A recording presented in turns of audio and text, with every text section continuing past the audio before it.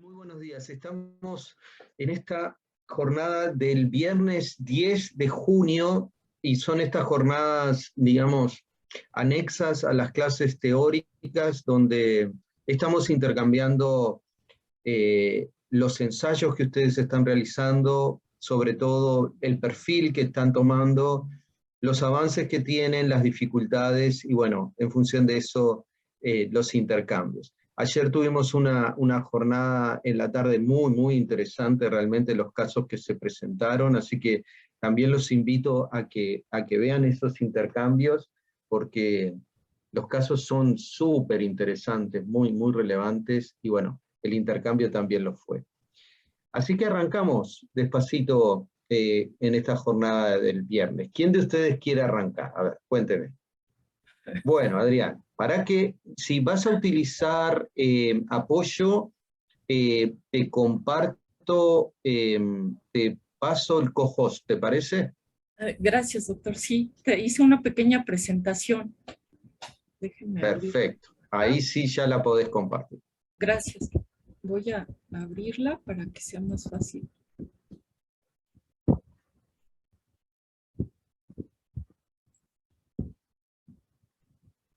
¿Cómo es? Screen.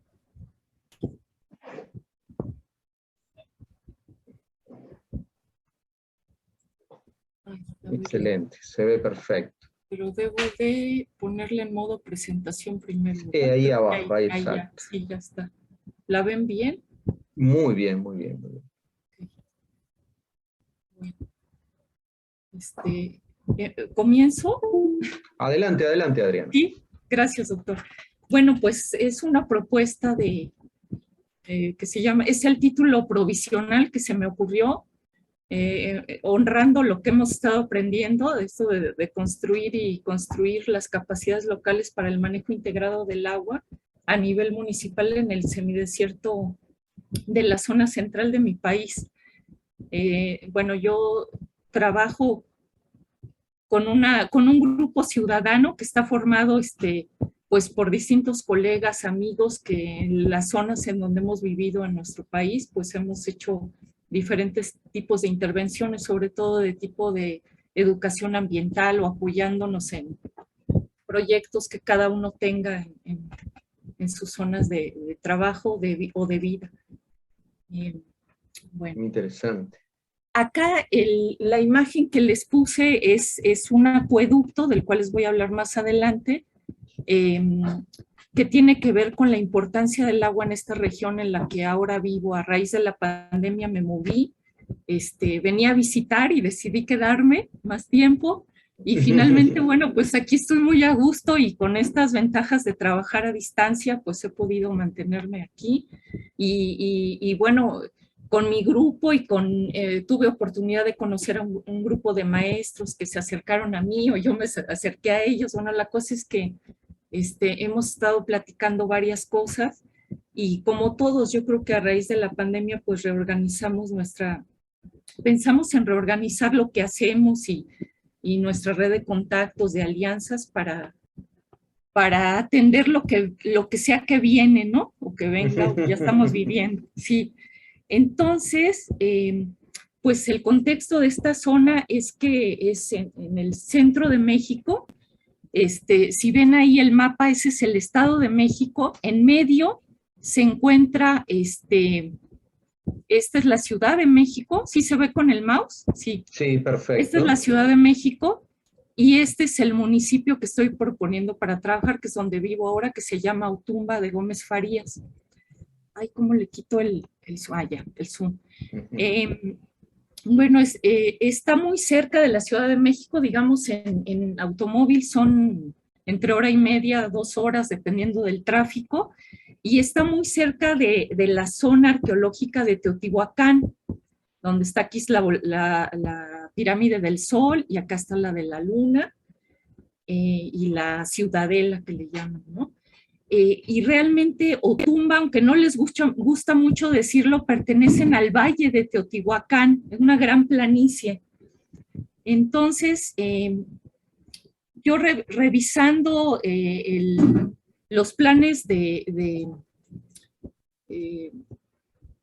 de los planes municipales y la planeación municipal, pues me encontré que este es más o menos el uso del suelo, ¿no?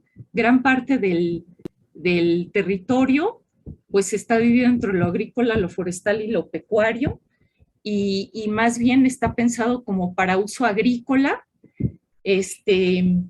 en un ecosistema de vegetación de zonas áridas. Pues estos tres usos del suelo, digamos, ocupan el 85% del territorio. En casi todo es planicie, está cubierto por cactáceas, por agaves. Aquí tenemos magueyes, fue una zona pulquera muy importante durante el siglo pasado y hasta el siglo pasado más bien.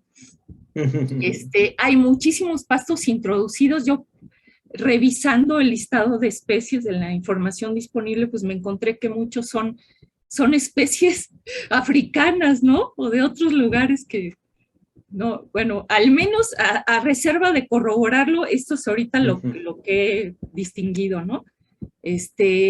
Y bueno, hacia las partes altas del municipio, pues hay bosque de pino y pino encino, ¿no? Pero es lo menos. El municipio tiene un perfil altitudinal entre 2.300 y 2.900, pero gran parte se encuentra hacia los 2.300 porque es la zona de la planicie que les comento. Los suelos, pues en general están erosionados, son más bien de textura arenosa y hay una geología pues de rocas de origen volcánico. Ustedes van caminando por el campo y se encuentran pedacitos de obsidiana y de material de explosiones volcánicas, ¿no? De erupciones volcánicas. Y muchos de ellos que son fueron utilizados por los antiguos pobladores de aquí, pues, y están tallados. De pronto uno se encuentra lanzas o pedacitos de lanza en obsidiana, ¿no? Bueno, la cosa es que la geología tiene una permeabilidad media a alta, sobre todo en esta parte de la planicie.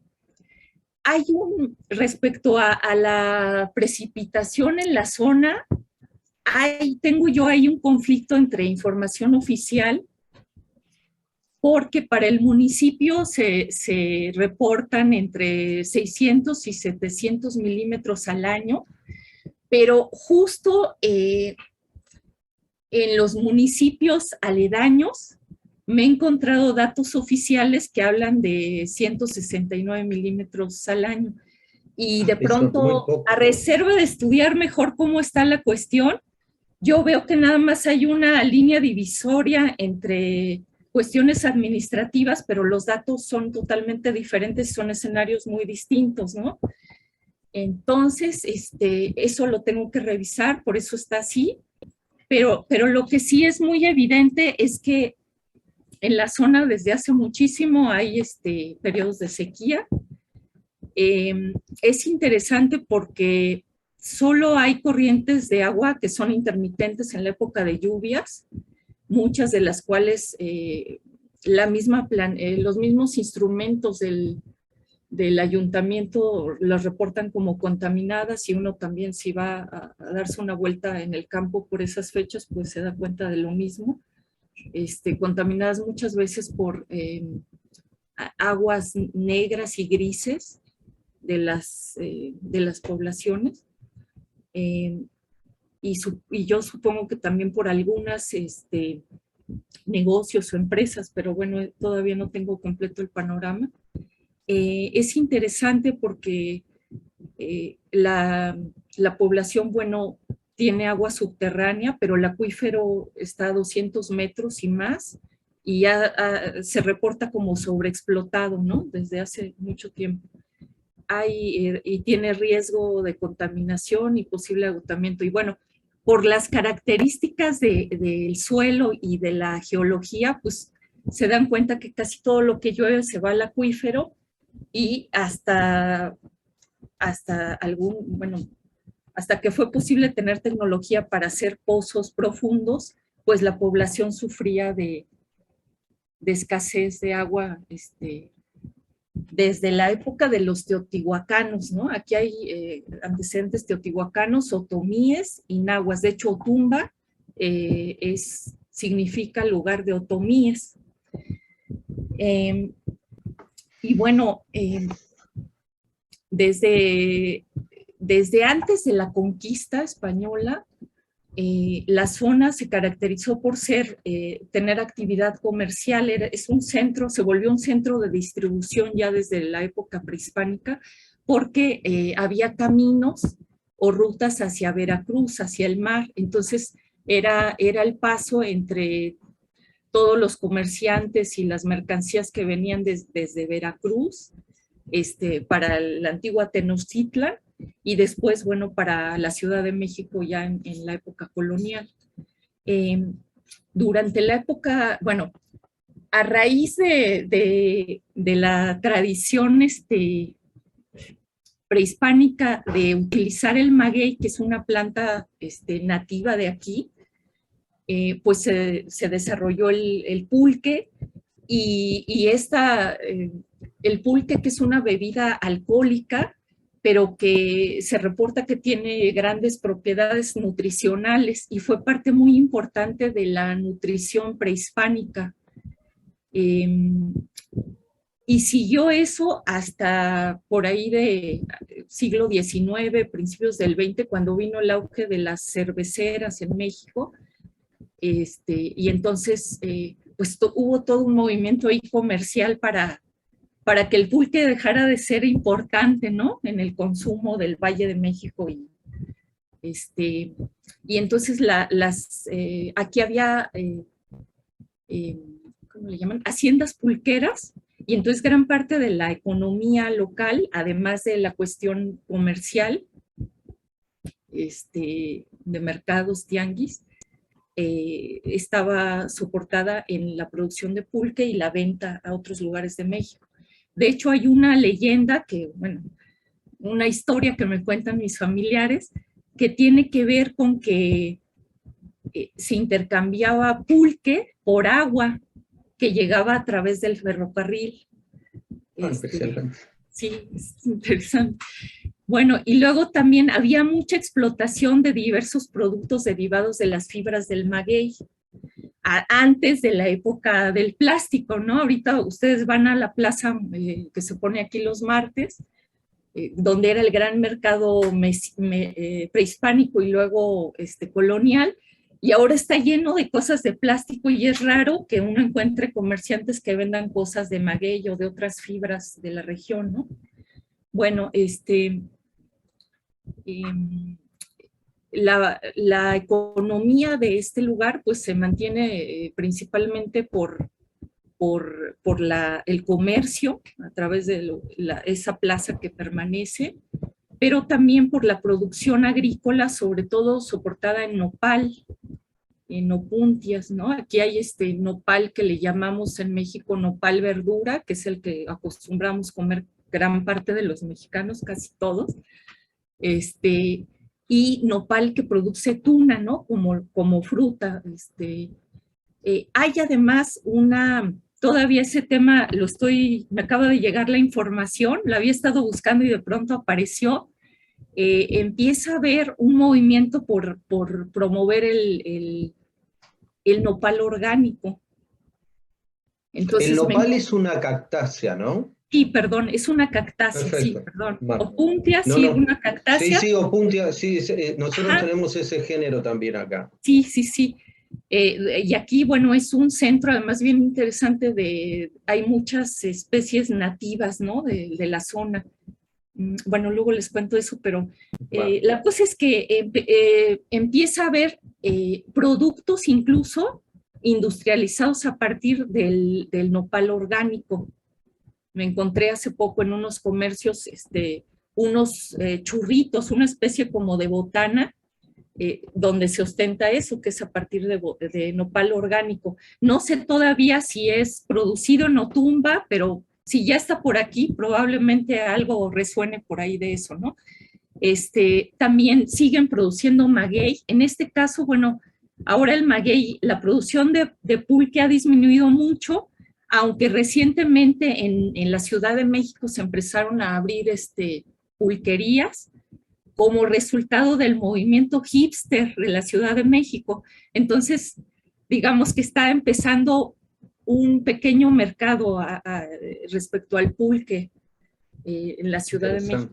Y además, esta zona, después de la conquista, no sé bien quién lo inventó, pero en toda esta región hay un platillo muy rico que se cocina a través del cordero, que es la barbacoa, y que el toque especial, el sabor tan característico de ese platillo, es que se prepara debajo de la tierra en lo que se llaman hornos de tierra. Se ponen brasas y luego se pone ahí la carne envuelta en hojas de maguey. Entonces es el sabor muy rico de las brasas bajo la tierra con la esencia del maguey. ¿Perdón? Interesante, porque me hiciste acordar, es muy similar a cómo se cocina en el sur de Chile y en Chiloé el curanto, que es el mismo procedimiento, pero involucra la combinación de mariscos, verduras, y a veces también incluye carne de pollo o de otros animales ahumados, y lo hacen con una hoja de nalca. Pero es el mismo procedimiento. Interesante eso. Oh, qué interesante. Sí, pues finalmente somos latinoamericanos, entonces seguro compartimos muchísimas cosas. Entonces, el maguey también se utiliza para eso, ¿no? Ahora, además, bueno, pues como es un platillo muy rico, muy valorado, pues entonces también hay un mercado para las hojas de maguey. Y en algunas áreas de Otumba y hay invernaderos donde producen jitomate, saladet, no sé, no tengo ahorita el nombre científico, perdón, pero por otro lado, en época de lluvias, bueno, hay maíz que más bien no es para producción a gran escala, ni mucho menos, sino es más bien para subsistencia. Las familias que se dedican a cultivarlo, pues más bien es para tener maíz para generar sus propias tortillas, o para pequeños negocios hacen tortillas artesanales y las venden, ¿no? Pero es una producción muy pequeña. Y también, aún pese a las condiciones de este lugar, pues hay avena, cebada y alfalfa, ¿no? Y estos cultivos, bueno, requieren mucha agua, ¿no? Entonces de pronto me he encontrado los sembradíos y es así como un shock cultural, ¿no? Pero bueno, y eso también tiene que ver con que hay ciertas personas que bueno, pues ya obviamente en la zona hay una adaptación a la sequía, pero hay personas que además han sido muy estratégicos y tienen ahí sus sistemas de captación, o no sé si de desvío del agua disponible, no sé cómo está la cosa ahí, pero de pronto me he encontrado terrenos que pareciera que los regaran, ¿no? Pero eso hay que corroborarlo. Luego, bueno, hay aquí también una producción ganadera, sobre todo, avícola, de gallinas y pollos, y bueno, en menor cantidad de borregos, conejos, abejas, también hay algunos apicultores, con los que he empezado a conocer a algunos. Y bueno, por nuestra tradición prehispánica, pues la gente está acostumbrada a colectar y comer insectos, en estados, sí, en diferentes estados de desarrollo, ¿no? Larvas, por ejemplo, y también se come también cuando hay, porque no hay todos los años, por ejemplo, chapulines, ¿no? Parecido a lo que hacen en Oaxaca. Hierbas de monte, una gran cantidad, en especial en la época de lluvias, y hongos también. Y bueno, ya les comenté el aguamiel y del pulque. La economía también se mantiene de muchas remesas que llegan, muchas personas que se han ido a vivir a Estados Unidos desde hace muchas décadas, y que mandan para sus familiares aquí. Y como está cerca la Ciudad de México y hay otra ciudad industrial en Hidalgo que se llama Ciudad Sagún, pues en muchos casos es una ciudad dormitorio, que la gente se va toda la semana de lunes a viernes a trabajar allá y vienen los fines de semana a pasar aquí el fin de semana con su familia, ¿no? Y bueno, todos esos ingresos mantienen de alguna manera la economía de Utumba.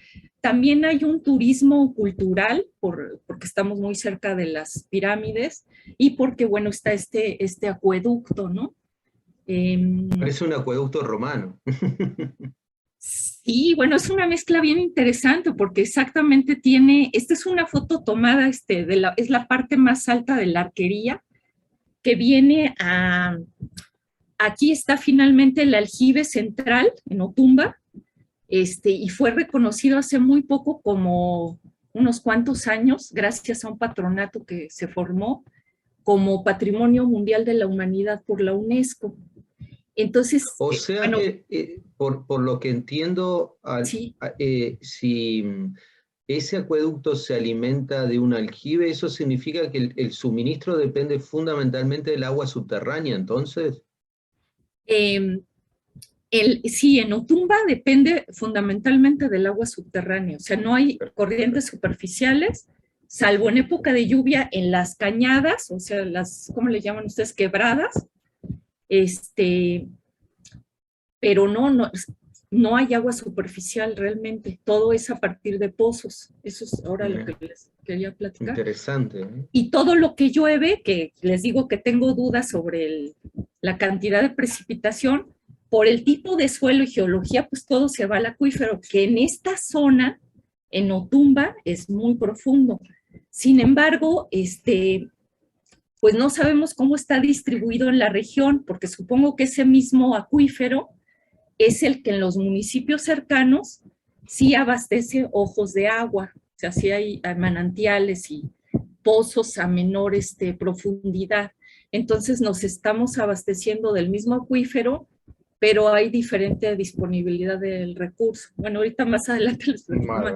Bueno, la cosa es que ese turismo cultural es porque hay haciendas muy bonitas aquí y en las inmediaciones del municipio están parte de ese acueducto donde desemboca el aljibe, donde, digamos, concentran toda el agua que venía de ese acueducto, está en el centro de la ciudad de Otumba.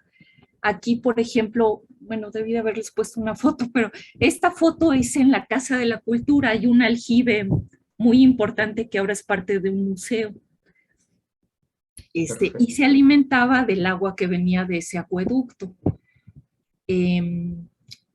Bueno, también, como estamos muy cerca, les digo, de la zona teotihuacana, de la ciudad de Teotihuacán, también hay turismo arqueológico, porque en toda esta área, pues uno va caminando y de pronto se encuentra idolitos y, bueno, no así de pronto, pero rascando un poquito, casi toda la gente en sus casas, o muchas familias al menos, de pronto tienen sus idolitos. Algunos los han donado al museo, bueno, del ayuntamiento, y otros, bueno, son colecciones particulares, ¿no?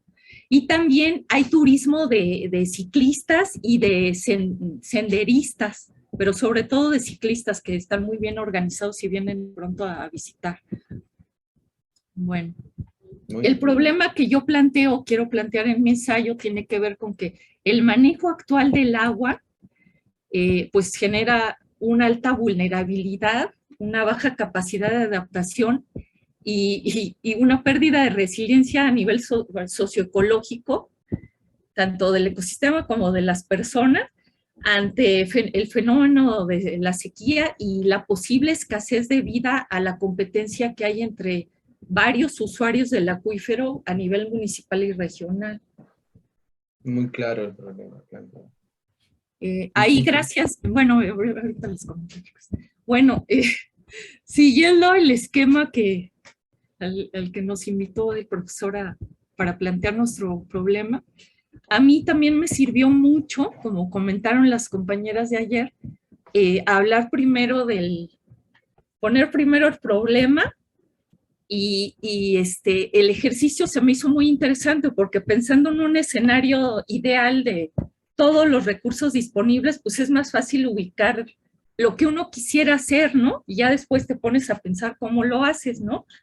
Entonces, puse ese problema de alguna manera mediado por dos cosas que identifiqué que tendría sentido proponer un nuevo manejo de integrado del agua a nivel municipal, mediado por promover la colaboración y la formación de agentes de cambio, ¿no? De cambio. Pensado sobre todo en los que toman las decisiones y también en los que ahora son jóvenes, ¿no? Muchos se van a ir, pero muchos se van y regresan o muchos se quedan, entonces son los potenciales agentes de cambio, ¿no? En términos de que lo que se quiere es aumentar la cantidad, de alguna manera aumentar el periodo en que se tiene agua, la disponibilidad que fuera mayor, que fuera además equitativa entre la mayor cantidad de población de Otumba, porque ahí hay toda una desigualdad en términos de cómo se accede al agua, eso se me pasó comentárselo, y en cuanto a la calidad de ese recurso, ¿no?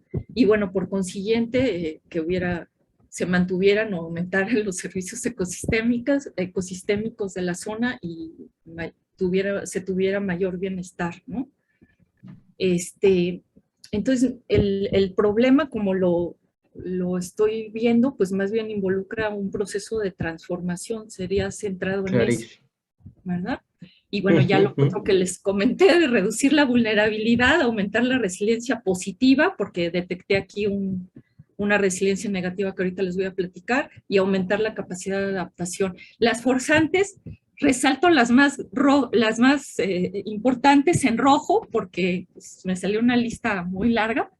Entonces, bueno, está la sequía recurrente, que es motivo de estudio desde Teotihuacán y probablemente está asociada al abandono y caída de la ciudad de Teotihuacán. Se reportan varios escenarios de sequía durante el virreinato y precisamente esa situación fue la que impulsó la construcción de ese acueducto, que es una historia muy bonita de colaboración entre varios poblados, señoríos, caseríos de Otumba y de varias poblaciones, incluso de otros estados hacia Hidalgo, ¿no? Que impulsó un padre franciscano que venía aquí a evangelizar, ¿no? Estaba asentado en Otumba. Obviamente, pues se dio cuenta que uno de los problemas más críticos era la falta de agua. Y entonces, hay libros escritos, ¿no? Que estoy empezando a revisar. Es una saga de cómo logró la negociación entre todos esos poblados, desde donde donde había los manantiales, y cómo negoció también con la colonia y con el virrey, etcétera, para que pudiera haber apoyo para construir ese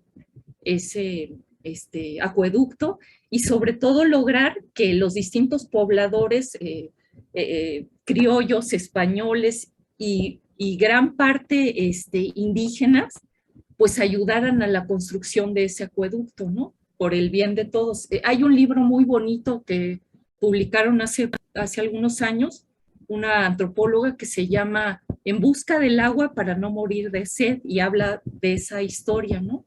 Bueno, por otro lado... digamos, muy interesante justamente en el ensayo incluir este proceso, digamos, como un antecedente, porque de acuerdo a todo el contexto y ahora mirando las forzantes que tú estableces, evidentemente hay, digamos, dos grandes conjuntos de forzantes, tal cual tú señalabas. Uno vinculado a la variabilidad del régimen de precipitación, la actual y la futura, Pero es interesante que ya esa variabilidad viene, está instalada de hace mucho tiempo atrás y ha generado muchas crisis y también colapsos y también estrategias de adaptación. Pero ahora hay otro conjunto de forzantes que tiene que ver con los cambios en los patrones de uso y consumo del agua. Y en ese, hago esta reseña en este momento porque en definitiva es un caso donde lo que estamos observando en cierta medida, de acuerdo a la trayectoria que tú acabas de describir, es fundamentalmente un proceso de desadaptación, ¿no? Es decir, en un momento se genera una propuesta, un camino con toda esta construcción del acueducto y de la utilización, pero claro, esa infraestructura hoy día no resulta viable para el patrón de uso y consumo, ¿no? Es muy interesante el caso. Adelante, Sí, adelante. gracias, doctor. Sí, de hecho, el acueducto ahora, bueno, está en desuso, más bien es por eso, es una obra, pues más bien es como un monumento, ¿no? Un patrimonio cultural, pero más bien hay relictos, digamos, en distintos pasos del acueducto, con distintos grados de conservación, pero ya no es funcional, ¿no? No es Salvo funcional, mirá. sí, salvo que en el centro de Otumba está el aljibe central, pero además hay un jagüey, aquí les llaman jagüeyes, que es un espacio enorme que ocupa, no sé, varias cuadras de ciudad y que se inunda en la época de lluvias, ¿no? Y que estaba conectado al acueducto. Ahorita ya eso no funciona, pero más bien recolecta el agua de lluvia en la época que es, ¿no? Bueno, y aquí, ay, bueno, lo que creo que es bastante claro es que a nivel hidrológico, pues hay un problema de bienes comunes, ¿no? Porque está el gran acuífero abajo de Otumba y de varios municipios más. Hay distintas posibilidades de acceso, porque en otros municipios el acuífero está menos profundo. Incluso, bueno, les digo que hay hasta manantiales, pero está compartido, ¿no? Hay una presión regional para utilizarlo. Hay lugares, hay un municipio muy cercano donde hay hasta albercas, ¿no? La gente de Otumba se iba a aprender ahí a nadar, por ejemplo, ¿no? Porque tienen, pues la condición de agua es otra, ¿no? En un municipio muy cercano. Entonces se tiene distinto acceso al agua subterráneo. No, hasta ahorita tal vez me hace falta probablemente investigar más, pero no hay una idea del balance hídrico de la zona. Y si lo hay, no sé si a una escala que nos funcione, ¿no? Entonces, bueno, tengo que investigar más sobre ese tema. Sí, sobre este punto, Adriana, a ver, un elemento fundamental, ¿no? ¿Qué es esto? Cuando nosotros tenemos, digamos, desarrollos productivos o incluso la instalación de centros poblados y dependen fundamentalmente del agua subterránea, ahí aparece una complejidad adicional a los cuerpos de agua superficiales, en el sentido de que, primero, el conocimiento de la distribución espacial de ese recurso subterráneo, los volúmenes que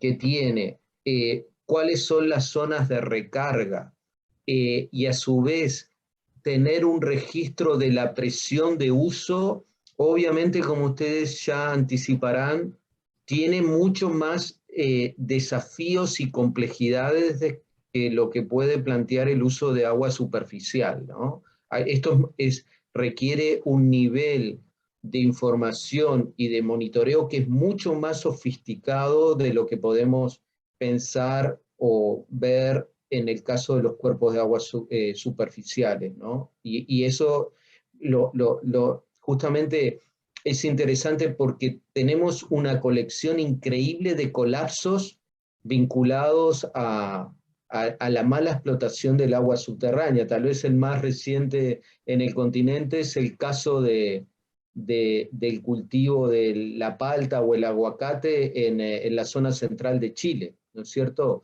De una zona que tuvo una expansión brutal en las últimas décadas o en los últimos 15 o 20 años, y llevó a un colapso total por un mal uso de las fuentes de agua subterránea.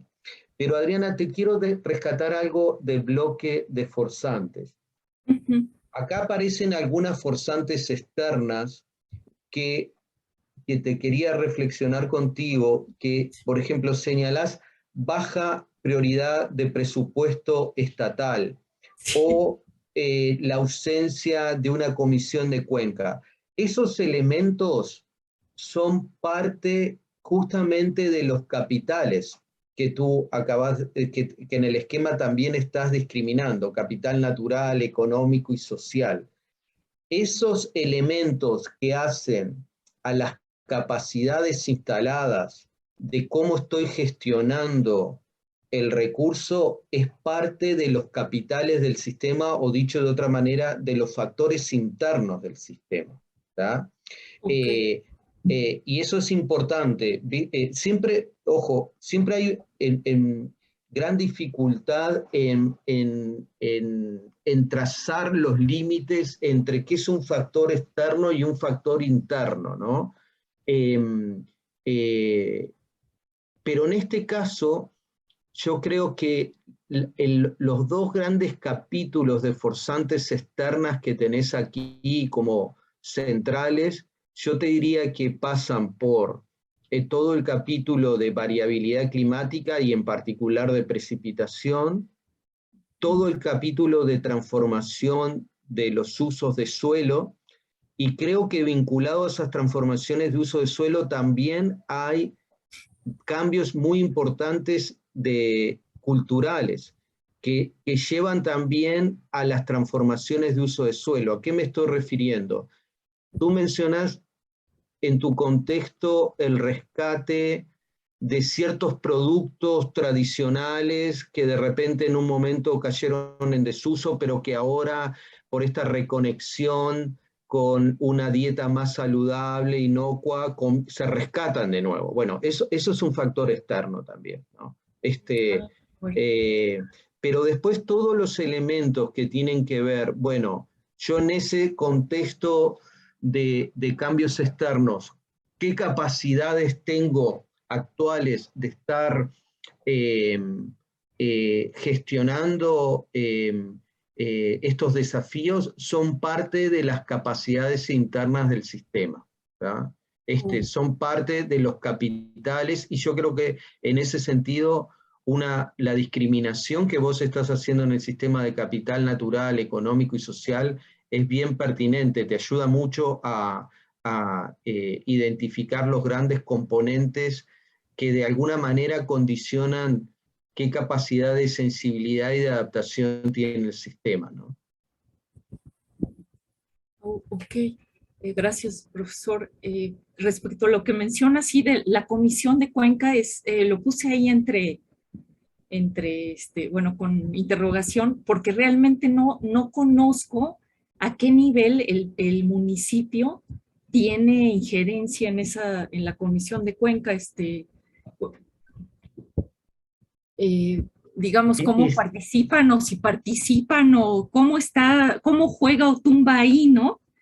Porque, entonces, bueno, tendría yo que ver según, bueno, un análisis así muy rápido, creo que estamos entre dos posibles comisiones de Cuenca, entonces tengo que ver cómo, en dónde juega más o a dónde identifican a Otumba, etcétera. Perfecto. Un tema a identificar. Puse, bueno, no sé qué tan correcto sea, pero esto de la visión política hidrológica predominante, ¿no? Que me sirvió para eso muchísimo el análisis que se hizo en las clases anteriores respecto a esto de la visión de comando-control, ¿no? Que es bien jerárquica en México, supongo, como en otros lugares del mundo. Es una política de arriba hacia abajo. Hacia abajo, sí. Que Sí. Por ejemplo, en la parte esta de ya dentro del sistema de capacidades y adaptación, creo que pues se permea la visión predominante de cómo el desarrollo local copia al de las ciudades, ¿no? Y entonces, por ejemplo... Eso, Adriana, es muy interesante, y el libro que le señalé de Claudia Balgos te va a ayudar mucho en ese sentido. Obviamente Claudia tiene sobre todo experiencia, tiene mucha experiencia, pero también tiene casos de agua subterránea, ahora que recuerdo, en Alemania, pero mucha experiencia con el agua superficial. Pero creo que es muy interesante, Adriana, en tu ensayo incluir de forma lo más compacta y resumida posible en la trayectoria la experiencia de la construcción del acueducto y demás, porque, ¿por qué te lo menciono? Porque por las piezas de información que tú nos compartiste, ese es un ejemplo de construcción de abajo hacia arriba, ¿no? Y con mucha capacidad de autoorganización entre actores y agentes en el territorio de muy diferente naturaleza, con un liderazgo probablemente de la Iglesia muy fuerte en ese momento. Pero creo que resulta interesante traerlo en la descripción de los procesos digamos, de adaptación que ha tenido este territorio, porque contrasta seguramente mucho con las estrategias actuales que son fundamentalmente de arriba hacia abajo, ¿no es cierto? Y donde tenemos el problema central, y más en el caso de la gestión del agua subterránea, que si nosotros no tenemos una información fundamental, y es cuánta agua se está extrayendo, ya tenemos un problema central. Entonces ahí tenés un desafío gigantesco, que es cómo en primer lugar visualizo la problemática al conjunto de la población, y cómo logro involucrarlos a todos en este proceso de cambio y de transformación. Y en este caso centralísimo, ¿no? Porque si no tengo la capacidad de involucrarlos, hay aspectos muy fundamentales del funcionamiento. Esto es, por ejemplo, cuánta agua se está usando efectivamente, que hace inviable cualquier gestión sostenible del recurso. ¿Ah? Entonces, ahí es un caso realmente muy interesante, muy apropiado para un ensayo de un curso como este, ¿no? Sí, sin duda. Gracias, doctor. Sí, entonces también lo que tendría que revisar es justamente los sistemas de monitoreo, ¿no? Acercarme a ver si hay realmente algunos datos al respecto. Ahora, te quería hacer otra acotación, sí, perdóname, porque te lo iba a hacer hace un minuto, me olvidé y lo acabo de recordar.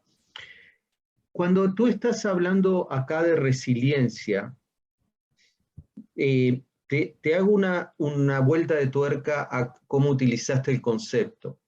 Es claro, es muy claro que tu propuesta y tu problemática, que está muy bien presentada, y además de una forma muy compacta y sintética, tú estás en un enclave de transformación acá. Entonces, la transformación significa que vas a cambiar la configuración del sistema. En términos concretos, ¿qué es lo que se va a cambiar? Fundamentalmente, los usos y el sistema de gestión de esos usos, ¿no? Entonces, ahí, como vos estás en un enclave de transformación y querés establecer una nueva configuración del sistema, en realidad vos tenés que, en ese proceso de transformación, superar los mecanismos de resiliencia actuales instalados que te impiden llegar a esa nueva configuración.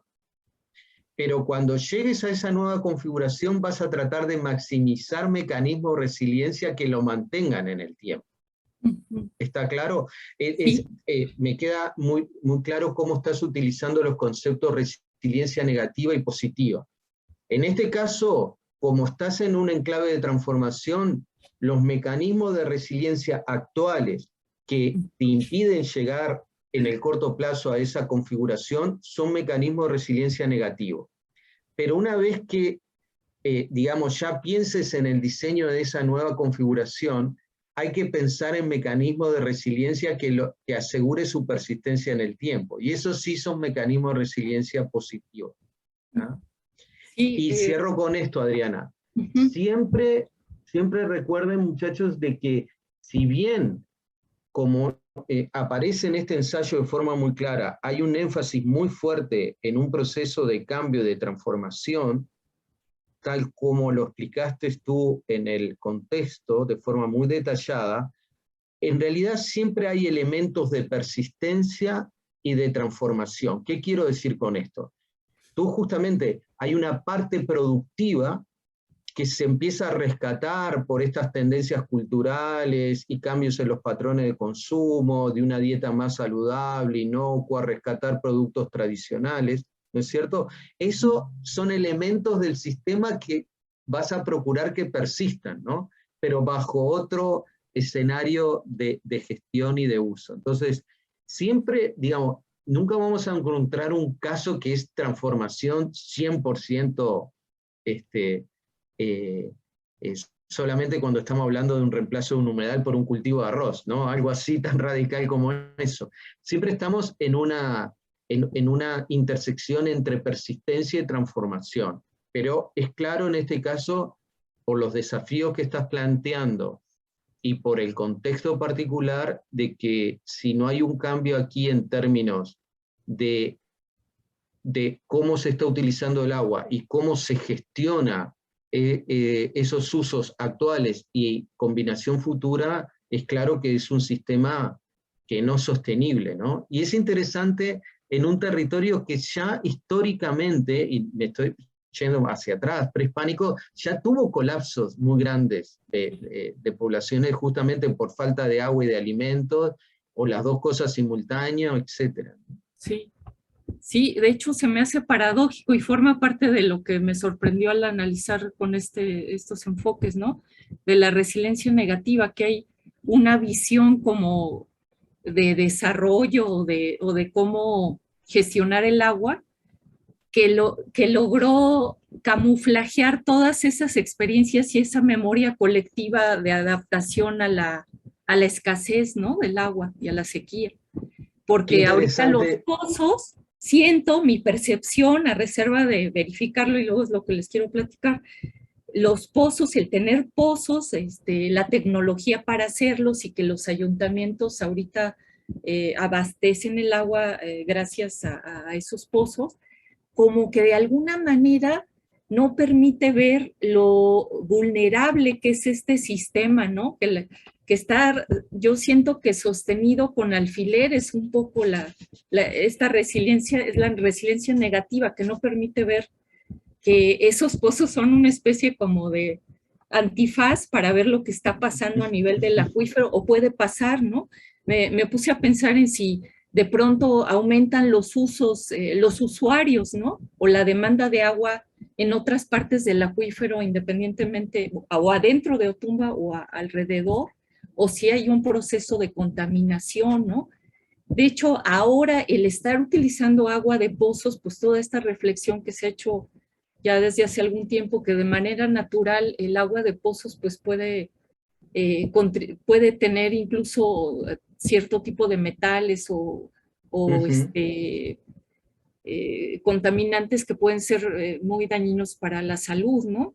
Por un sistema natural de que si no pasa por todo el ciclo del agua, donde hay el mismo servicio de infiltración y de alguna manera evita que se concentren en el agua superficial, pero en el agua subterránea pueden estar en mayores cantidades, ¿no? Bueno, entonces Adriana, mira, dos sí, aportes en este sentido, sí, porque hicimos en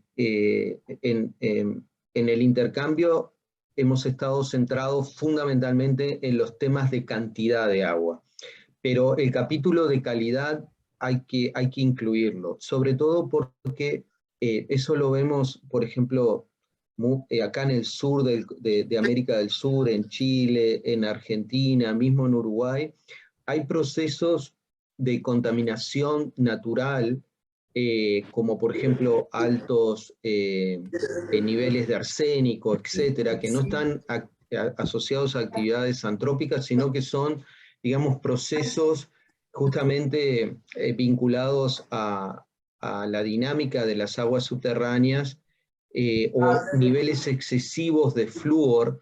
Me acuerdo hace muchos años en una expedición que me llevó hasta Tierra del Fuego, que cuando pasé por la Pampa Argentina, la parte seca, me encontré en varias ciudades importantes personas con manchas en los dientes, que a primera vista parecían caries, y no eran caries, eran manchas, y era por el exceso de flúor en el agua. Entonces, ese es un punto interesante también. Aquí, esos dos temas de cantidad y de calidad me parece central abordarlo, no solo quedarse con los temas digamos, de cantidad, ¿no? Y te iba a decir algo más en relación al perfil del proyecto, pero se me fue. En un rato, si se me cruza de nuevo, te lo digo. Pero adelante, sigamos. Gracias, doctor. Sí. Bueno, y no sé, ya analizando el sistema, pues precisamente retomando eso que platicaba, es que hasta donde sé hay que volverlo a checar y tengo que acercarme al ayuntamiento. No conozco si hay datos de monitoreo de la calidad precisamente de metales pesados, ¿no? O de otros contaminantes. Adriana, perdóname porque me acabo de acordar y me voy a olvidar de nuevo. Sí, por favor. El problema de la edad, ¿no? No, es que vos dijiste algo que es un patrón muy predominante en América, y yo creo que debe ser a nivel global, que vos dijiste, bueno, pero en definitiva, en esta gestión que hipotetizás que es muy vertical, jerárquica, de arriba hacia abajo, no se está incorporando, digamos, las prácticas o conocimientos que vienen incluso de la época prehispánica. Ese patrón que acabas de escribir, en las ediciones anteriores del curso, son los mismos patrones que describen los alumnos que han venido de Perú y trabajan con gestión en el agua, ¿no? Y en el caso de Perú, con unas infraestructuras prehispánicas impresionantes, ¿no? Con grandes canales de distribución, y que eso increíblemente no forma parte de los pilares de gestión actuales, ¿no? Siempre por una aproximación y una construcción de arriba a abajo que está fundamentalmente dominada por la corporación de ingenieros, ¿no? Y eso tiene sus ventajas y tiene sus desventajas. Una de sus desventajas es que todo el conocimiento y todas las estrategias anteriores es como si el sistema no tuviera memoria, ¿no? Eso es muy interesante, ¿no? Porque es parte también de este fenómeno de desadaptación, ¿no es cierto? De cómo arribo a un territorio y me planteo hacer cosas que son incompatibles con las características del territorio. En este caso, cuánto llueve, la naturaleza permeable del sustrato, la presencia de sistemas subterráneos, etcétera, etcétera. Sí, entonces hay toda una serie de adaptaciones culturales, y en el capital cultural que podrían, si se rescatan, podrían pues generar nuevos recursos como para que el sistema caminara hacia otro tipo de resiliencia, ¿no? Positiva, de acuerdo. Sí, de acuerdo. Y bueno, rescatar que aún ahorita la visión que está tratando de llegar, bueno, hay gente en la Conagua también sensible a esto de las soluciones basadas en la naturaleza. Son los menos, ¿no? Pero empieza a haber también en el gobierno, pero todo esto, lo que está impulsando la agenda climática, la agenda internacional del agua, la UNESCO, ¿no? Que está hablando ahorita de el rescate de las hidrotecnologías ancestrales, ¿no? Pensando en este comentario de Perú, y bueno, en México también, pero y de revalorarlas, ¿no? Y utilizarlas. Ese tema que acabas de nombrar, que es en definitiva la agenda internacional, pero podríamos decir el gran capítulo de la cooperación internacional y de alguna manera los perfiles y los énfasis que trae, esos sí son forzantes externas. Por ejemplo, es claro que la agenda internacional viene con viene con marcos muy claros de superar los formatos de comando-control hacia manejo integrado, viene con formatos muy claros de justamente propiciar los manejos integrados y parte de lo que vamos a ver en el curso tiene que ver con los marcos del manejo adaptativo, ¿no es cierto? Viene con toda una agenda de alguna manera que trata de que todos estos países transiten hacia análisis más sistémico y rescate de los conocimientos ancestrales. Esos sí son forzantes externos. ¿Por qué son forzantes externos? Porque la cooperación internacional te aporta recursos claves que no están en el sistema, los recursos financieros. Y ahí te condicionan toda la dinámica, ¿viste? Porque, digamos, si de alguna manera uno no incorpora estos nuevos paradigmas que ya están incorporados en la cooperación internacional, no se obtiene el financiamiento. Entonces, en ese sentido, la cooperación internacional juega papeles claves. A veces es nefasta, seamos claros, ¿no? Porque a veces la cooperación internacional viene con sus paquetitos independientes del contexto en el cual van a trabajar y se piensan que todo es una raviolera, ¿no? Es decir, todo lo tratamos de la misma forma. Eso depende, ¿no? Pero en ese sentido, mirar en detalle, Adriana, la experiencia reciente o actual de qué es lo que está apoyando la cooperación internacional en este territorio, en esta temática, te va a ayudar mucho, ¿no? Sí, de hecho, bueno, me acuerdo de lo que mencionaba usted, de que en las clases, de que está cambiando hacia la mirada sistémica, lo cual se me hace muy interesante. He encontrado, en México al menos hay varias instancias internacionales y ONGs internacionales que están abogando, sí, por esto de las soluciones basadas en la naturaleza, basadas en las comunidades también locales, y está habiendo un movimiento de búsqueda de municipios piloto para probar todos estos enfoques, ¿no? De cómo los municipios, algunos pueden incorporar a su planeación municipal este tipo de criterios, ¿no? Para gestionar los recursos, incluido, por supuesto, el agua, ¿no?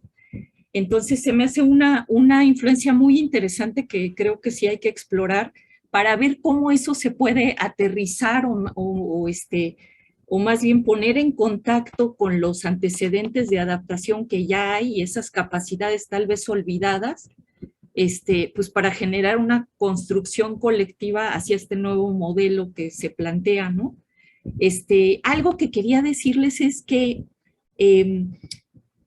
con parte del capital social que hay aquí es que hay algunos, puse ahí anticipados, hay algunas personas que están viendo esto de la resiliencia negativa, ¿no? A lo mejor no con esas palabras, pero se dan cuenta de que es algo grave que puede pasar en cuanto al agua.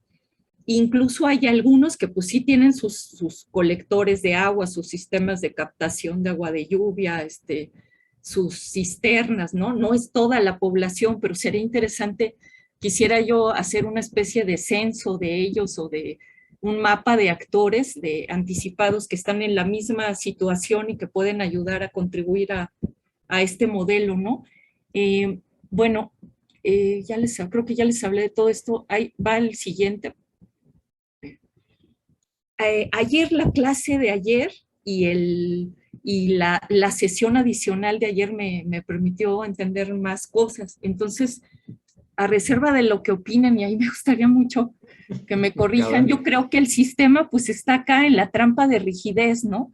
Los pozos hacen ver que todo está bien, así se racionan el agua, por ejemplo, llega a partir de las 6 de la mañana, a veces hay hasta las 11 de la mañana o a veces hasta las 3 y a veces no hay agua por la red municipal en la cabecera, ¿no? Esta es la cabecera municipal.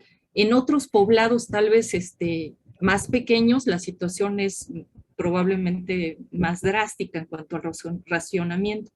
Pero de todos modos, como ya hay una adaptación, digamos, hay un mecanismo de resiliencia que la gente tiene sus cisternas o sus tambos para juntar el agua, pues lo grave de esto no se ve, ¿no? Los pozos ponen esa venda en los ojos para ver en dónde estamos, ¿no? Entonces siento que es una trampa de rigidez eso, de que ya te acostumbras a que así va a seguir funcionando, pero está breve, el colapso puede ser inminente, ¿no? Y si ocurriera el No, colapso, sí, Adriana, digamos, totalmente de acuerdo, pero un detalle, sí, ya tenés algunas señales del colapso, ¿no? El hecho que se te interrumpa el suministro de agua potable, por más que uno lo termine internalizando y acostumbrándose, son señales de que el sistema está ahí en la transición entre la conservación y la liberación. que no tiene Ahora, tanta agua como se claro. hace creer, ¿no? Sí. Además llega con muy poca presión, es difícil que suba los tinacos, etcétera, ¿no? Bueno, No, y sí, esta intervención tuya me permite profundizar algo que es muy relevante. Eh, Evidentemente acá tenés elementos de una trampa de rigidez, sin duda, pero las trampas de rigidez y las trampas de pobreza no lo tenemos que ver de nuevo como configuraciones puras, ¿no? Como lo mismo que hablábamos recién entre persistencia y transformación. ¿En qué sentido? En que vos a veces tenés una trampa de rigidez. Lo voy a ilustrar con este caso. Estás gestionando el agua de una forma, no se te ocurren otras alternativas. En esa no ocurrencia de alternativas, de repente no tenés la capacidad de conectarte con espacios y territorios que estén trabajando sobre la misma problemática, entonces no tenés capacidad de incorporar novedad, diversidad de perspectivas.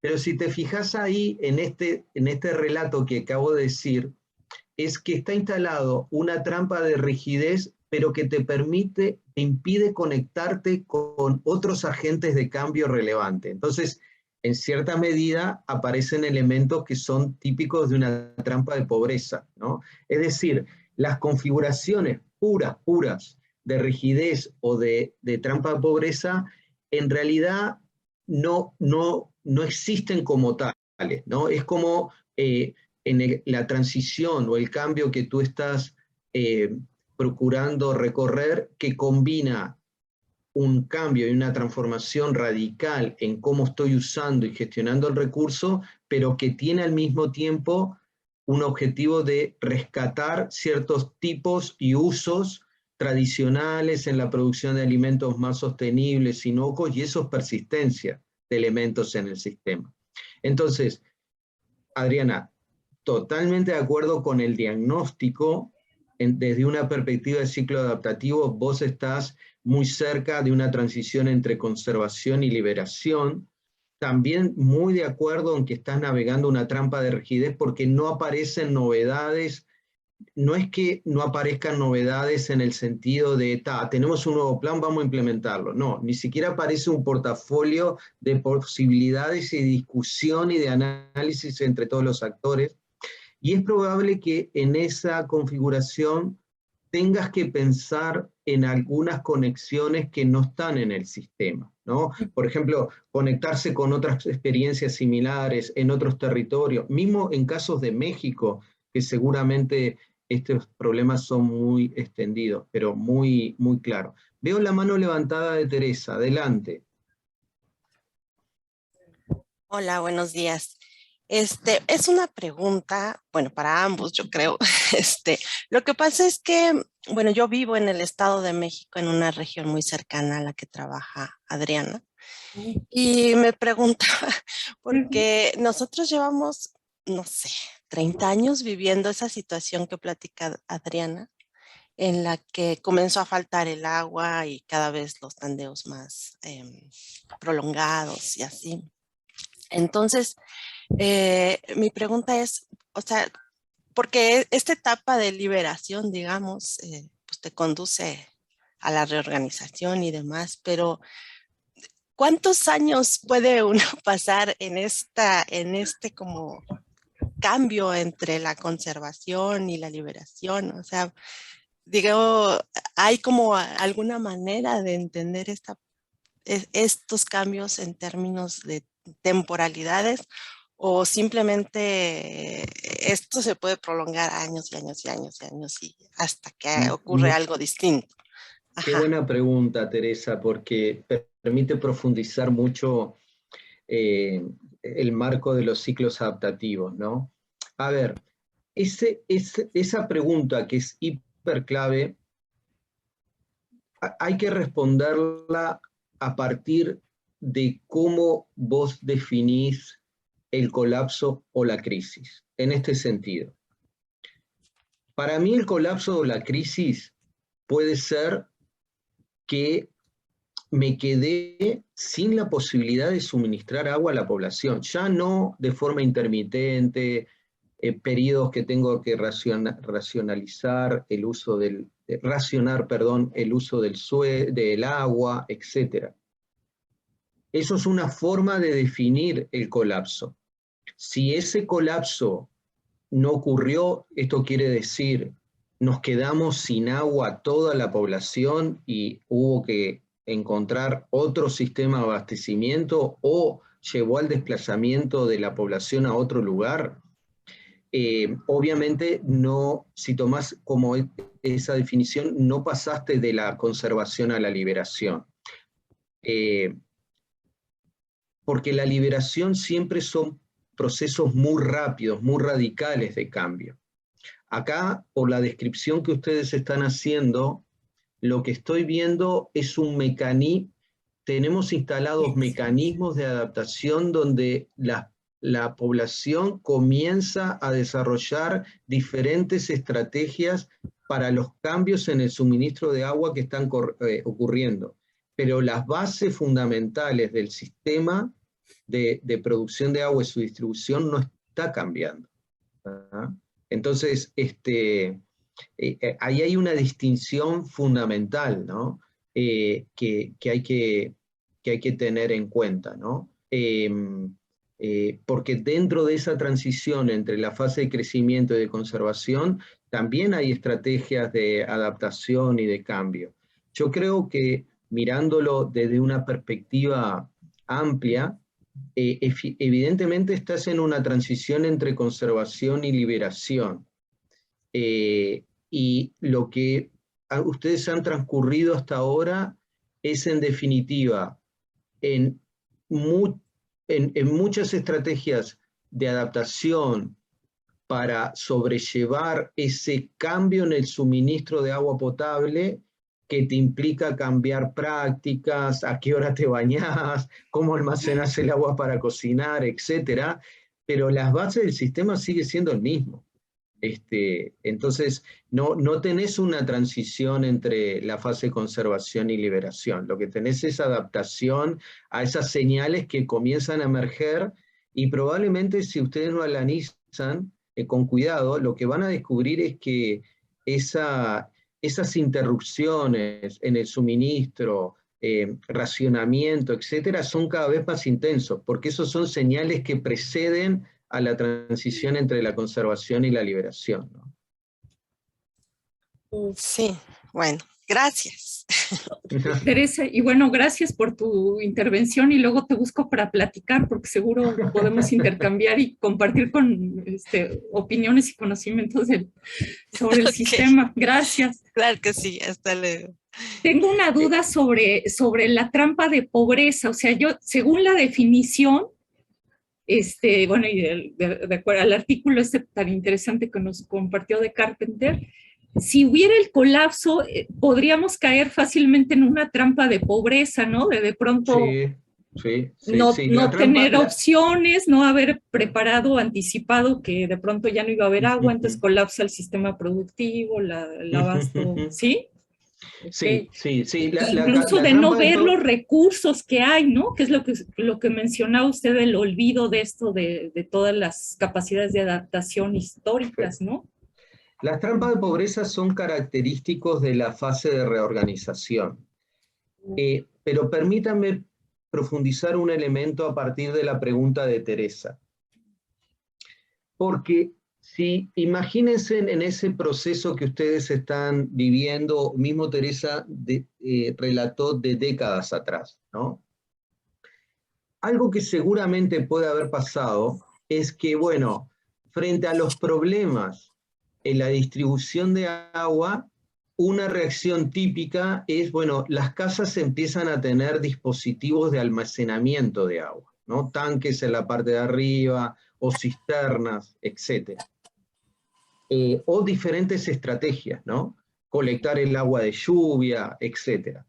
Si eso ocurre, eso lo podés entender como un cambio en la configuración del sistema, ¿no es cierto? Bueno, antes el sistema funcionaba así, había una zona de almacenamiento que estaba dentro del sistema central de distribución de agua y se mandaba a las casas. El sistema empezó a tener problemas y cambia porque se incorporan muchas unidades de almacenamiento y muchas unidades de almacenamiento de otras fuentes posibles de agua, como colectar el agua de lluvia, y eso te cambia la configuración del sistema, Teresa, también. Entonces, por eso cierro con esto. En los ciclos adaptativos, con el nivel de detalle que definas la configuración del sistema, podés estar hablando de que estás en un ciclo o que ya recorriste un par de ciclos. ¿Me explico? Es decir, yo sí lo estoy hipotetizando porque no conozco los casos en profundidad. Me estoy haciendo una imagen en función de los relatos que ustedes me dicen. Pero, por ejemplo, porque lo he visto en otros territorios, cuando comienzan los problemas en el suministro de agua, la reacción inmediata es que cada usuario desarrolla estrategias para tener más capacidad de adaptación, sea porque instalo cisternas, tanques de, agua, de almacenamiento de agua, colecto agua de otras fuentes, capto agua subterránea para el riego, etc. Muchas estrategias.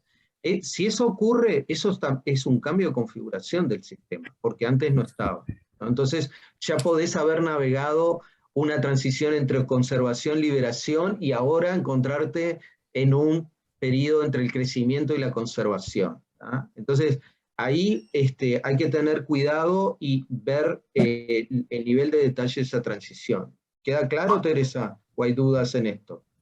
No, sí, sí, está completamente claro. De hecho, bueno, ahorita le comentaba a Adriana que en casa incluso aprendimos a tener sistemas de reutilización del agua, ¿no? En los momentos más digamos, álgidos de la problemática, hasta 3 usos se le daba al agua, ¿no? A una misma agua.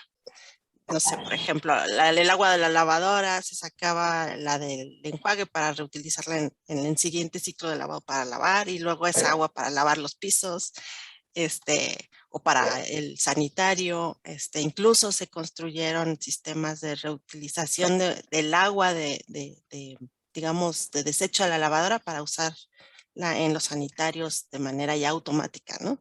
Entonces sí, como que estas problemáticas pues lo lleva a uno a hacer otro tipo de estrategias que también son un cambio. Qué interesante, Teresa. Eso es un cambio entre la fase de conservación, liberación, reorganización, y entras de nuevo en un ciclo de crecimiento.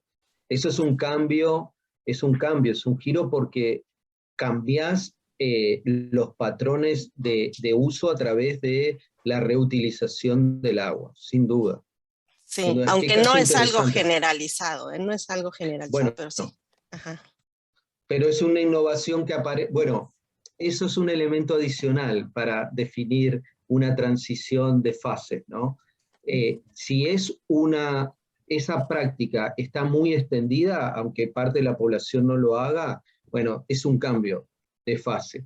Si es una innovación, pero que está, digamos, muy localizada o circunscripta a una parte pequeña de la población, es una innovación que aparece acá en la fase de conservación, que bueno, si viene un colapso seguramente se va a extender a toda la población.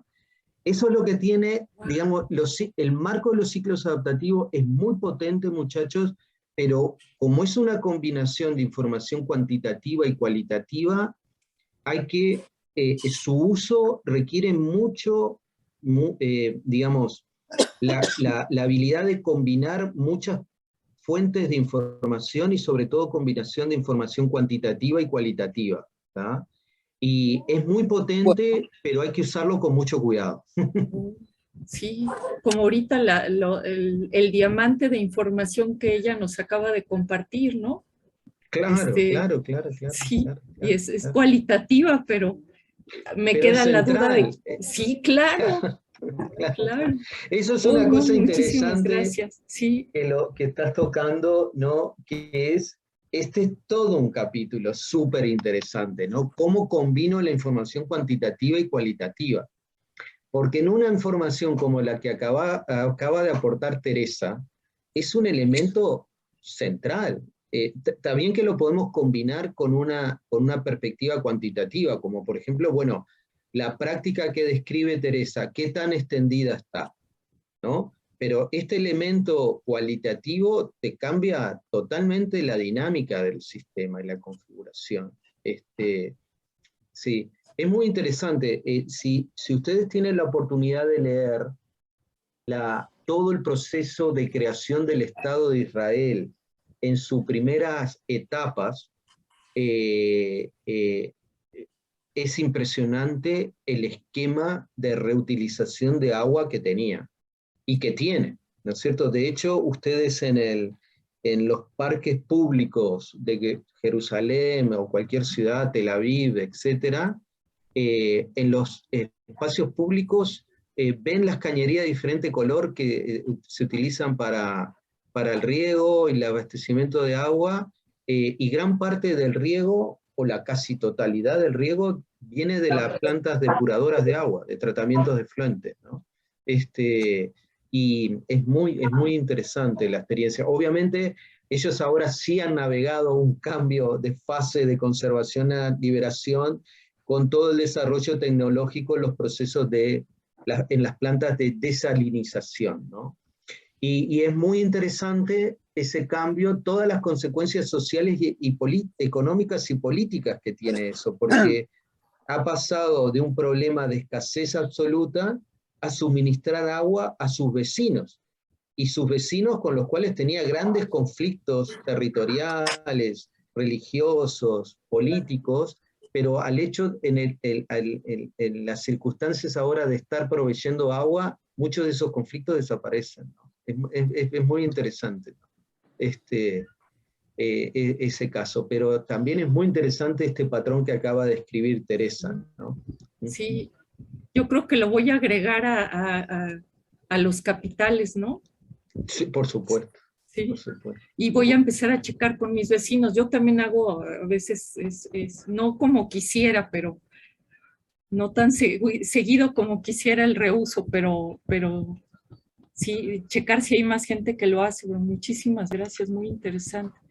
Les Y voy a contar, miren, me hicieron acordar de algo que pude observar y comprender hace muy poco tiempo, y es que, por ejemplo, en el contexto de Uruguay, que es total lo opuesto a lo que ustedes están viviendo, ¿no? El Uruguay tiene una red de cursos de aguas superficiales que es increíble, ¿no?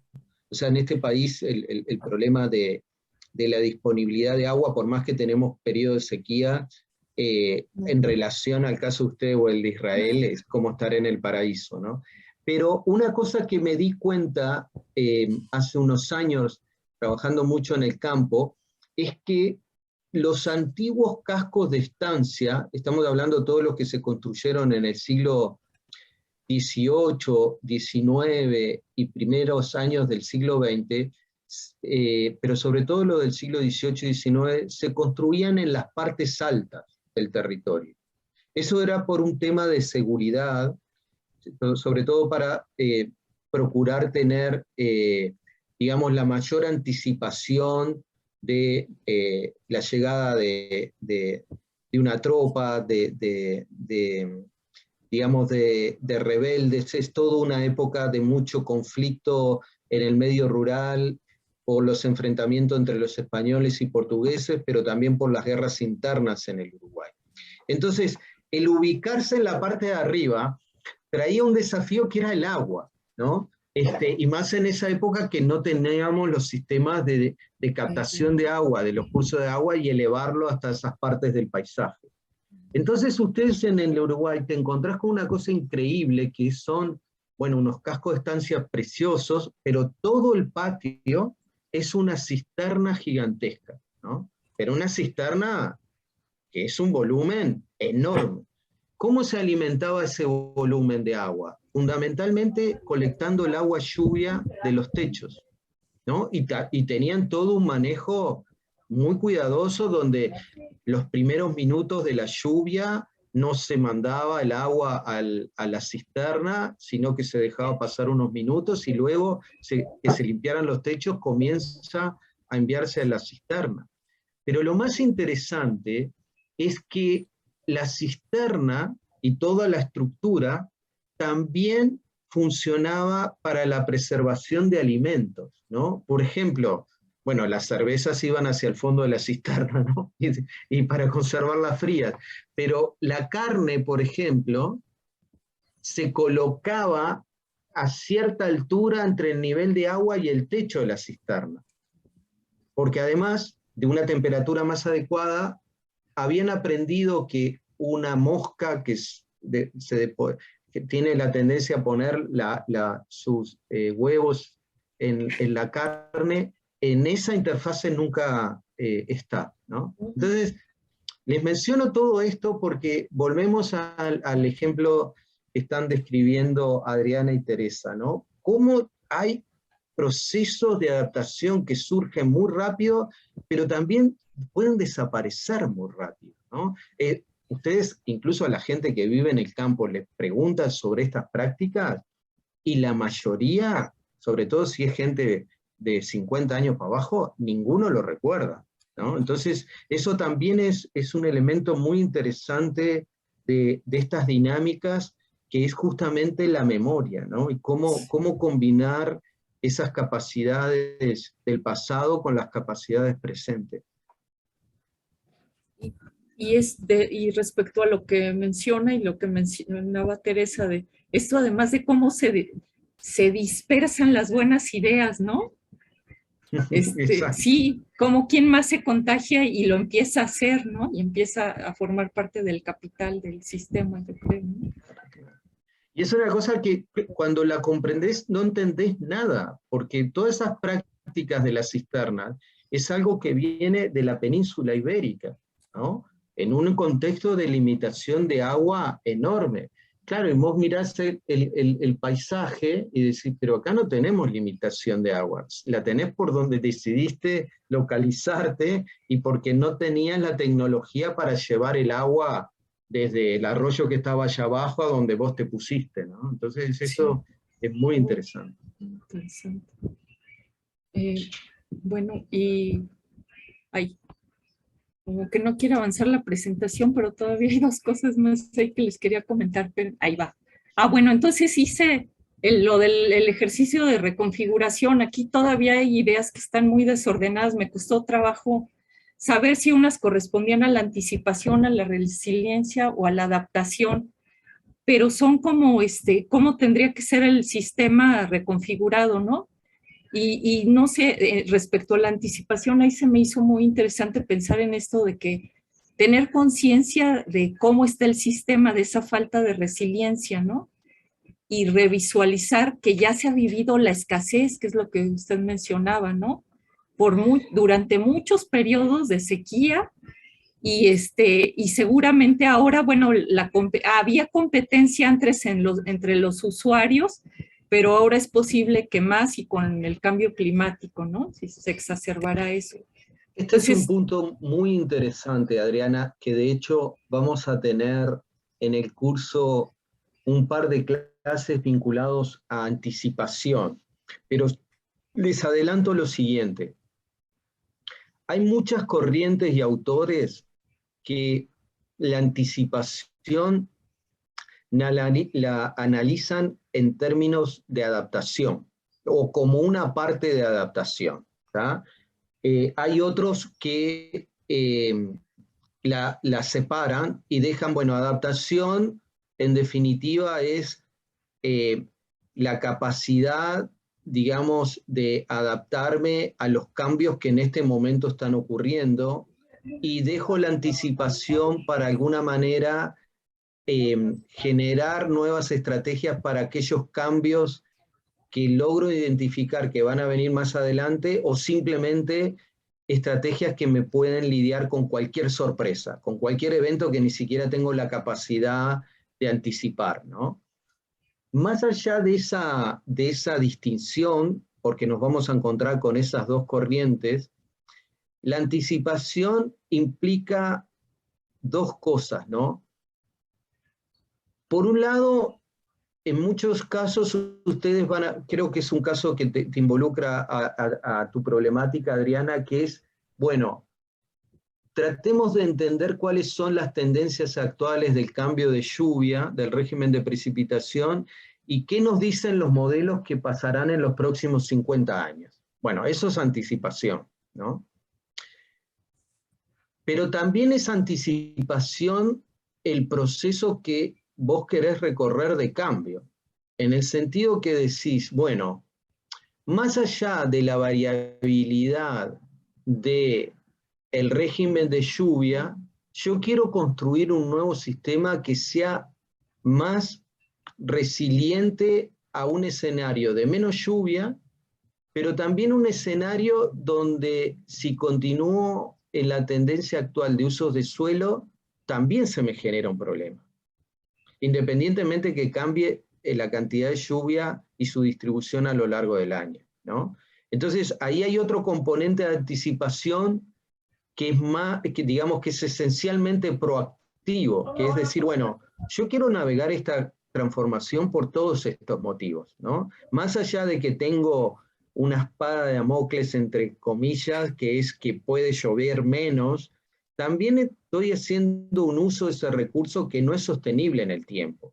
Digamos, por más que se mantengan los niveles de lluvia, si sigo en esta tendencia, voy al muere, ¿no? Y eso es muy importante, Adriana, porque como el sistema climático no habla, siempre la tendencia es echarle todos los problemas al sistema climático, ¿no? Y claro, y nos olvidamos de todos los procesos de desadaptación en los cuales estamos embarcados. Y que es lo que vemos es la resultante de las dos cosas, no exclusivamente de la variabilidad del régimen de lluvia. Nos olvidamos de todos los impactos que hacemos que nos incrementa la sensibilidad a esa variabilidad, o simplemente sigue lloviendo lo mismo, pero ahora el sistema es mucho más sensible, porque hay más gente, porque estamos haciendo un uso que es muy distinto al del pasado, etc. Eso es muy importante prestarle atención porque impacta directamente la definición de las estrategias y los planes, porque siempre hay esa tendencia a todo el problema es cuánto llueve. No, pará, eso es una parte de la película. La otra película es cómo estamos usando el recurso, ¿no? Entonces, sí, las dos cosas al mismo tiempo. Y ahí el paquete, digamos, el componente anticipación es clave. Pero me parece muy bien que estés analizando la reconfiguración desde estos tres componentes. Me parece muy bien, totalmente bien. Creo que te va a ayudar muchísimo. Adelante, adelante. Y ahí atravesaría por esto, precisamente respecto a lo que comentó Teresa, ¿no? Como eso de formar o identificar y fortalecer actores con capacidad de anticipación como ella, ¿no? Que está, bueno, se adaptaron para utilizar mejor el agua, reutilizarla, y que probablemente ven más allá que la mayoría de la población, ¿no? Y todo esto, ayer me gustó mucho la clase en ese sentido de que me puse a pensar en este caso, ¿no? Cuando hablaban de las visiones de futuro y la complicación de a veces negociar las diferencias, ¿no? Y lo que alguna vez platicaban usted y Hugo, por ejemplo, de que siempre hay ganadores y perdedores y cómo juegas con eso, ¿no? Y eso se va al ordenamiento territorial y pensar cómo sí hacerlo participativo, por lo mismo que ayer platicábamos, y cómo incorporar otros saberes. Aquí yo creo que como en muchos lugares, pues está habiendo una falta de transmisión generacional, ¿no? De las generaciones anteriores Totalmente. a las nuevas, que se van, algunos regresan, pero muchos no, y se rompe ahí como una cadena de conocimiento, de memoria y en este caso de lecciones de adaptación, ¿no?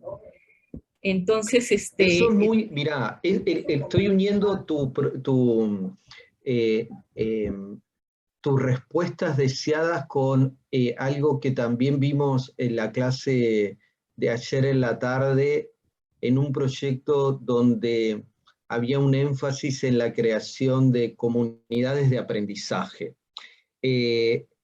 Cuando estamos en una perspectiva de transformación, si queremos que la transformación ocurra en un lapso de tiempo acotado,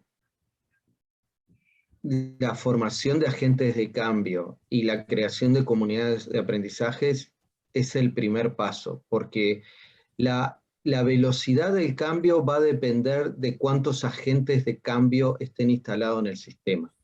Y hay muchas veces que todas esto como lo que está ocurriendo en este momento en el curso, ¿no? Estamos analizando un caso súper interesante y en el ensayo van a aparecer diferentes estrategias o alternativas a explorar.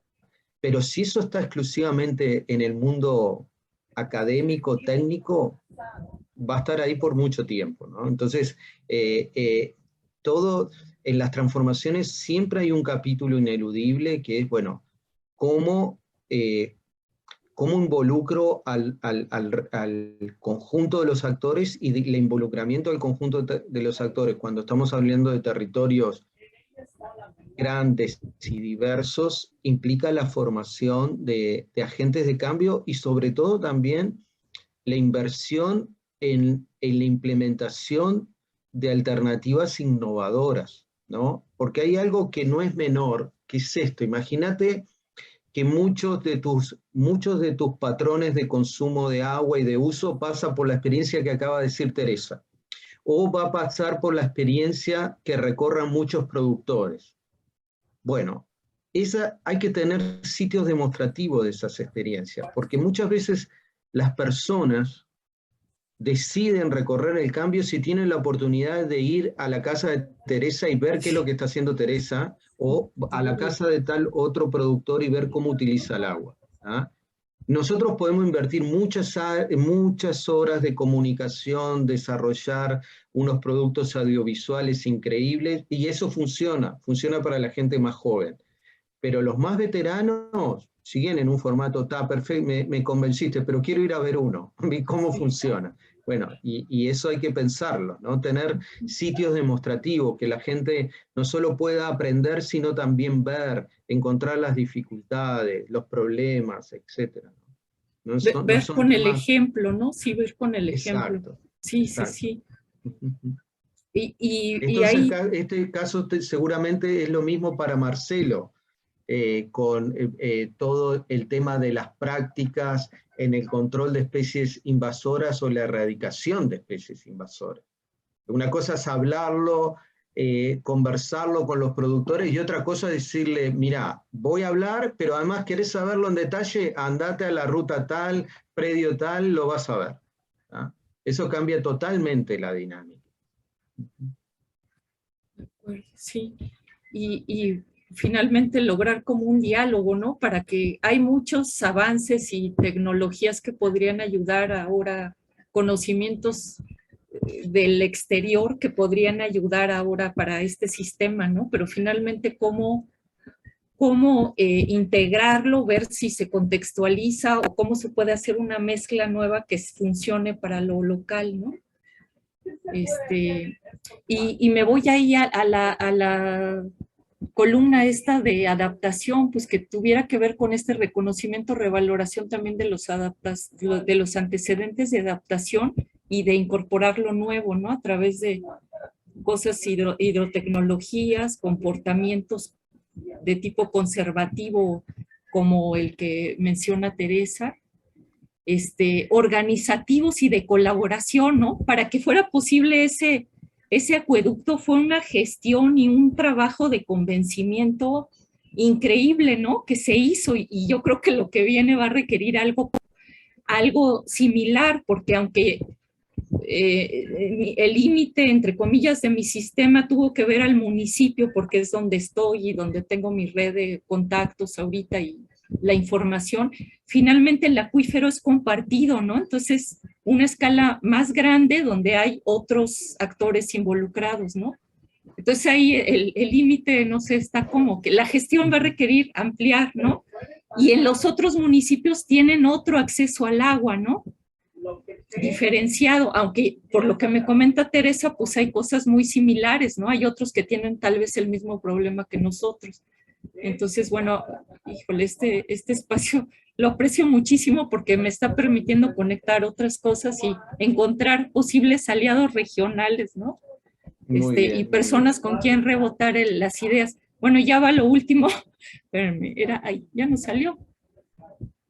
Nada más, bueno, como se vale soñar, porque ese era parte del ejercicio de que sin restricciones, toda esta idea vino por una estrategia centrada en la educación, de que yo primero lo que quería hacer es un estudio exploratorio, de entrevistar a actores clave en la población, productores, tomadores de decisión, vecinos, ¿no? Locales, jóvenes y adultos, y luego ir a las escuelas, a las preparatorias y a las secundarias y ver cómo ven a su lugar, ¿no? ¿Qué problemas ven en relación al agua principalmente y cuál sería su visión de futuro actual, lo que ahorita están pensando que les gustaría que fuera el municipio, ¿no? Y entonces con todo eso, tener elementos para pensar una estrategia centrada en la educación, que es ahorita lo que se me hace lo más cercano, ¿no? O en lo que podría incidir más. Y ahí, bueno, va desde la educación hasta también permear cosas de capacitación hacia el ayuntamiento, empezar a platicar, ver cómo estas forzantes de la agenda climática y de, por ejemplo, los objetivos de desarrollo sostenible que ya están incorporados en cómo se deben de hacer los planes municipales, cómo los están pensando aterrizar o ver qué huecos hay y cómo se pudiera contribuir, ¿no? Mira, a ver, esto claramente se alinea con tu objetivo final, que es la formación de agentes de cambio, ¿no? Sin lugar a dudas. Pero además tiene un elemento fundamental, Adriana, que no es menor, realmente tener una fase de intercambio con la diversidad de actores, los que están en los centros poblados, los centros de producción, que es fundamental e ineludible. Porque hay un primer paso que es clave, que es cómo ellos ven esta problemática y qué perspectivas tienen de esta problemática. Porque una cosa es lo que está ocurriendo en este espacio y cómo nosotros estamos construyendo la problemática e identificamos alternativas a recorrer. Pero tenemos que tener la habilidad de incorporar cómo construyen esa problemática el resto de los actores y entender esas perspectivas distintas, porque ahí, si no tenemos la habilidad de incorporar eso, es muy difícil realmente desarrollar estrategias en conjunto y que luego la terminen implementando o adoptando, porque a veces nos vamos a encontrar con perspectivas muy diferentes a las que nosotros tenemos, o incluso perspectivas que ni siquiera nos imaginamos. Y eso es un paso trascendental, sobre todo porque si parte de la formación de estos agentes de cambio pasa a través de la enseñanza, lo cual me parece una estrategia muy importante, por eso tiene un efecto multiplicador impresionante. Hay que entender cómo los actores visualizan la problemática y cómo la construyen, ¿no? Cómo construyen esa problemática, lo que se llama el framing, ¿no? Esto no es un tema menor, digamos, en la estrategia, ¿no? Y bueno, tiene que ver con lo educativo además, porque pues los principales aliados que ahorita se acercaron a mí y yo a ellos son maestros, ¿no? Y que es un grupo reconocido en esta localidad y bueno, que seguramente con capacidad de generar muchos cambios, ¿no? Y bueno, yo puse ahí abajo todo como los marcos o los enfoques que muchos de los cuales hemos visto ya en clase, muchos que ya estoy empezando a entender más, otros que tenía ciertas concepciones o antecedentes por mi formación y mi trabajo anterior, pero que ahorita los estoy reacomodando y que creo que podrían aportarle a cada uno de estas etapas. Y la tercera parte atraviesa a todos, porque sería un proceso de sistematización e intercambio que ojalá se pudiera hacer a lo largo de las 2 etapas anteriores. Y bueno, ya muchísimas gracias por este espacio adicional y el intercambio y esta generosidad de compartir conocimiento y reflexionar. Y gracias a mis muy compañeros. Interesante el caso, Adriana. Muchachos, miren, ya son las 11 menos cuarto, ¿no?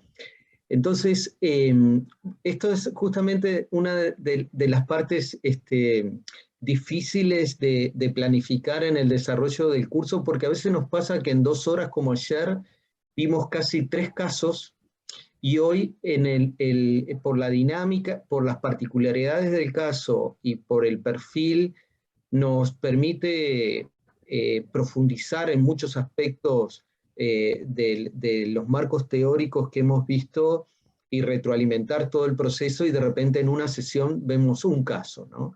Pero no hay que desesperarse por eso. La dinámica en otros años ha sido siempre así.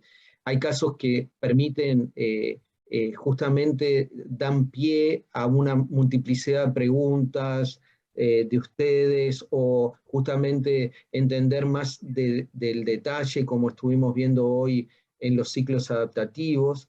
Así que yo lo que les propongo es lo siguiente. Tenemos 15 minutos. Si alguien quiere exponer su caso ahora en 15 minutos, lo podemos hacer, y si entendemos que estamos muy apretados de tiempo, lo abordamos la próxima clase del jueves a la tarde o viernes a la tarde, o viernes en la mañana como ahora. ¿Qué prefieren? Definan ustedes, yo me adapto.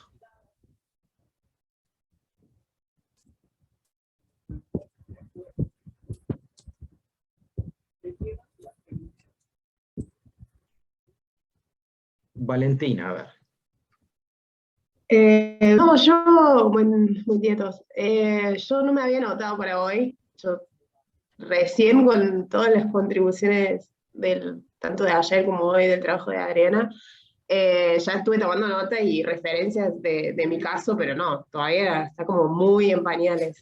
Así que muy bien. yo simplemente escuchando y viendo qué me sirve para plantear mi trabajo. Muy bien. Acá nosotros tenemos una expresión que en realidad viene del mundo ciclista, que se llama chupando rueda, ¿no? Que es justamente en el pelotón ciclista, que uno va adelante cortando el viento y los otros van detrás, y se van rotando, y bueno, y van lo más pegadito posible. Entonces hay una expresión muy coloquial que dice chupando rueda, y se refiere a eso, y bueno, se aplica a este caso, pero también es uno de los objetivos. Justamente todos ustedes están en diferentes procesos, y muchas veces justamente este intercambio permite terminar de ordenar las ideas para esa presentación, y ese es uno de los objetivos de este intercambio, así que sin problema al respecto. Si les parece, dejemos por acá y vamos retomando los casos en las próximas sesiones de jueves y viernes. ¿Les parece bien? Perfecto. Muy bien. Muchas gracias. Muy buena jornada. Muchas gracias. Que tengan un buen fin de semana.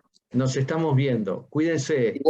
Igualmente. Igualmente. Buen fin. Gracias. Igualmente, buen fin Estén de- bien. Gracias.